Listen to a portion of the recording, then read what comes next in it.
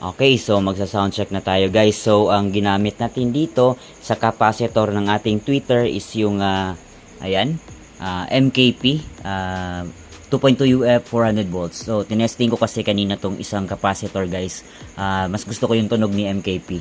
Ayan. Okay, so yung setup din natin dito sa ating mixer guys is gamit natin again si Mecman Audio, yung VX12 niya. Alright, tapos sa left channel lang kasi isang speaker lang naman yung gagamitin natin. Okay, tapos dito tayo mag-volume. And then sa EQ niya guys, nag-boost lang ako ng konti ng low para at least man lang marinig natin yung low end ng ating speaker. Okay, and then ginamit nating amplifier is ACA5. Kahit half lang kasi demo lang naman, so half lang yung volume natin para hindi rin masyadong malakas guys. Okay. And then yung gagamitin na ng music guys, no, same pa rin yung kay Christian DJ Naive na Let the Bass Kick Battle Mix para walang copyright. Alright. Ayun guys, so nakalimutan ko. Hindi pala tayo sa Bluetooth kukuha ng music source. Gagamit na tayo ng laptop kasi yung cellphone ko pala yung gagamitin ko pang gamitin natin sa pag-capture nitong ating audio sa ating speaker. Okay, so laptop yung gagamitin natin and position na natin dito. Ayan, so siguro mga 1 meter lang yun siya guys. Ayan, mga 1 meter lang. Okay, so let's go.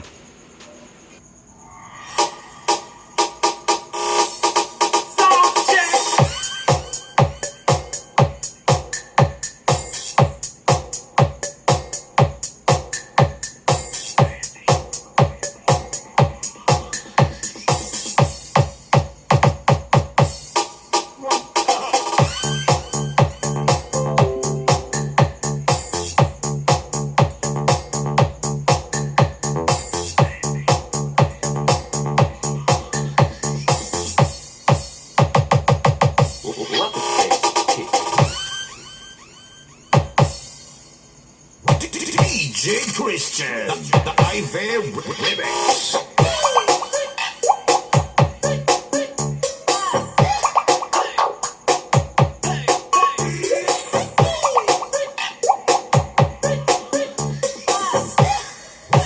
Basta Ivy, the best.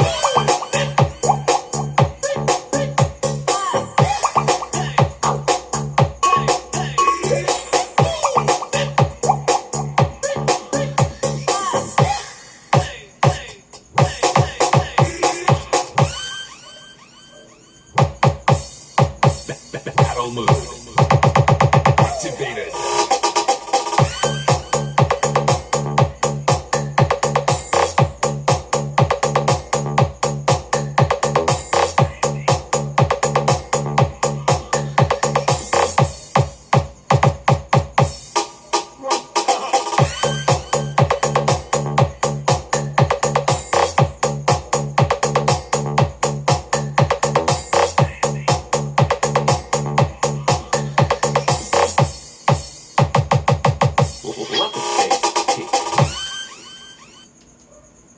Okay guys, so yun yung sound check natin sa ating coaxial guys, no. Then sound check din natin yung microphone guys.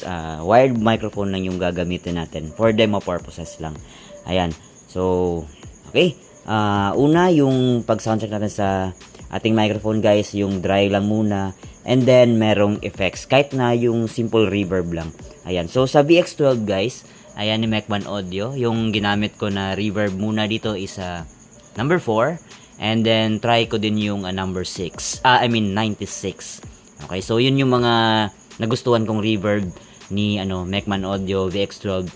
Okay, so number 4 and 96. Let's go.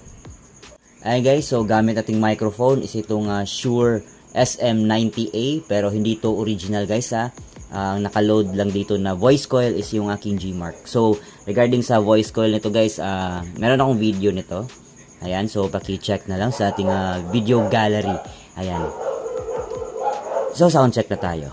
Let's go. So pagpasensyahan nyo na yung aso guys ha.